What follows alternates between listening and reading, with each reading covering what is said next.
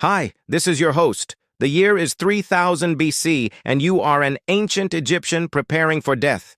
You have lived a good life and served the gods, and now it is time to join them in the afterlife.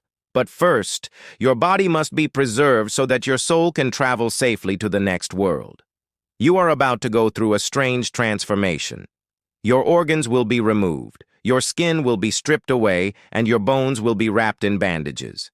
You will become something between a human and a statue, ready to spend eternity in the company of the pharaohs, priests, and other great figures of the past. This is Journey into Mummification. Mummies are a staple of modern horror films, but for thousands of years they were an important part of funeral rites in Egypt and elsewhere. It all began around 3,500 years ago when people started burying their dead with possessions like jewelry and tools. Originally, these items were meant to help the deceased person survive the journey into the afterlife. Over time, however, people became more concerned with preserving the body itself. They had to ensure that it would not decay before reaching the grave. And thus, the mummy was born. First, the body needed to be prepared. The ancient Egyptians believed that the human body consisted of three parts: the ka, or soul, the heart, and the body. For someone who was about to die, priests would chant special prayers to ensure that the ka would leave the body peacefully and without pain. A final blessing over the still living person would ensure that the ka would be led safely to the underworld. Then the body could be moved. Today we know that there was no real underworld and that the ancient Egyptians' beliefs about the afterlife were based on wishful thinking and a desire to understand what happened after death. However, during the time of the pharaohs, this was considered very important information. To them, the process of removing the soul from the body was very similar to the process of removing the outer layers of an onion. First, the outermost layer, or skin, was removed. The skin was carefully peeled away from the body by embalmers who were trained in this art form. The dead person was then washed with water and a special soap made of animal fat and natron, a naturally occurring salt. The body was then anointed with oils and perfumes. Next, the brain was removed through the nose. It was considered unimportant for the afterlife and often thrown away. The brain was first liquefied using long hooks which were inserted into the nostrils. The liquid was then sucked out by the embalmer, or alternatively, it could be allowed to drip out of its own accord. Sometimes the brain was kept and placed inside the skull, but this was not common practice. In order to remove the remaining organs, the stomach and chest cavities had to be opened up. These incisions were made very precisely, and only the fat and other unwanted matter was removed. The internal organs were considered important for the afterlife and had to be kept intact. Once the body cavity had been emptied, it was rinsed with wine and spices, then dried with natron. The body was left to dry in the open air for another 40 days. During this time, the embalmers would make sure that insects did not lay eggs in the body. If they did, the eggs had to be removed immediately as the hatched larvae would spoil the body. After 40 days, the body was completely dry and shriveled. It was then ready to be wrapped in linen bandages. The liver, lungs, stomach, and intestines were placed in 4 canopic jars, each sealed with a lid containing the face of one of the 4 sons of Horus. The heart, which was considered the most important organ, remained in the body and was not placed in a jar. Instead, it was treated in a special way.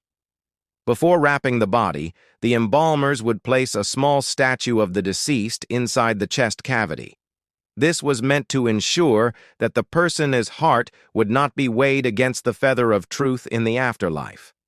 The heart was considered the source of wisdom and intelligence, and it was believed that if it passed the test, the person would gain access to the field of reeds, a paradise in the afterlife. The body was then wrapped in layers of linen, starting from the inside out. Each layer was soaked in resin and gum to keep the body secure. The arms were crossed over the chest, symbolizing protection, and a piece of linen was placed over the genitals to maintain modesty. After the body had been completely wrapped, The entire mummy was covered in plaster and painted to look like the person it represented. Sometimes the mummies were also decorated with precious stones and metals. The finished mummy was then placed in a coffin and buried deep underground. Although this process seems gruesome today, it was considered a great honor in ancient times. Not everyone could afford to go through all the steps described above. Most people were simply buried in shallow graves without any preservation of their bodies. Only the wealthy and powerful could afford to be turned into mummies. However, as time went on, the process became cheaper and more accessible to ordinary people. Still, mummification was an expensive undertaking and required the services of many highly skilled workers. For example, the embalmers had to be very careful not to damage any of the internal organs while removing them from the body. Otherwise, the person might not be able to rest in peace in the afterlife. Canopic makers had to make sure that each jar was perfectly sealed so that no evil spirits could enter and corrupt the organs inside, and the sculptors had to create a statue of the deceased that was as lifelike as possible so that it would not be rejected by the gods.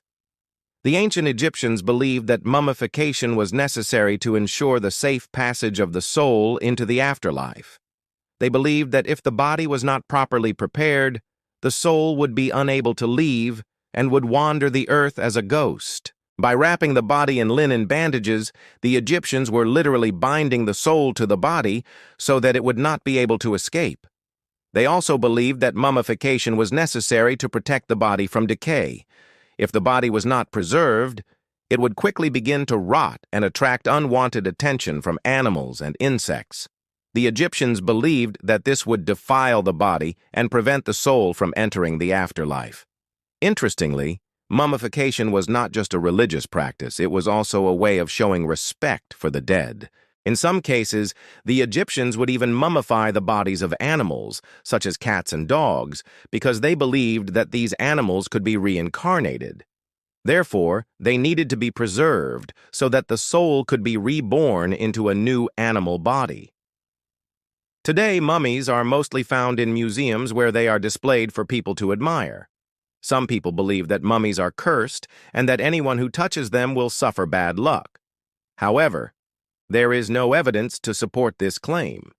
In fact, scientists have learned a lot about ancient Egyptian culture by studying mummies. By examining the remains of mummies, scientists have been able to learn about the diseases and lifestyle of the ancient Egyptians. They have also been able to determine the cause of death for some mummies.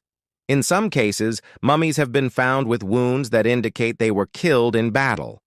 In other cases, mummies have been found with signs of torture.